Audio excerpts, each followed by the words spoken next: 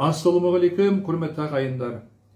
Халықтың сұрауы бойынша міне кере тамыр жайлы сіздерге тағы да айтып түсіндіріп кетейін деп отырмын. Бұл кере тамыры 3 шөптің тамырының қосындысы. Бұл іште тұрған инфекция болса, вирус болса тазалап шығарады.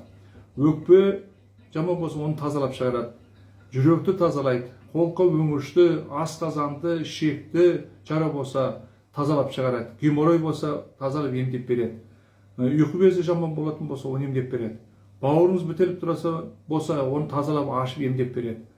Өт қою болатын болса өтті сұйықтады дегенде. Бір сөзбен айтқанда бұл кере тамырдың қасиеті өте зор.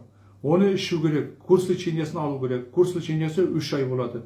3 айда 3 литр ішесіздер. Міне алдында тұрған 3 бутылкаңыз 3 айға жетеді, 3 литр.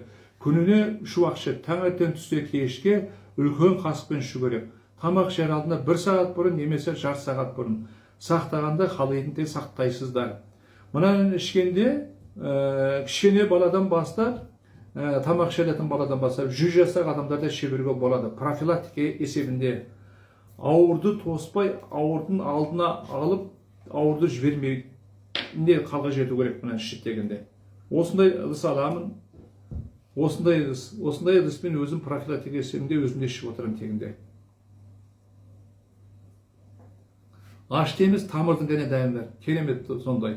Сіздерге ем болсын, пайдаланыңыздар алып.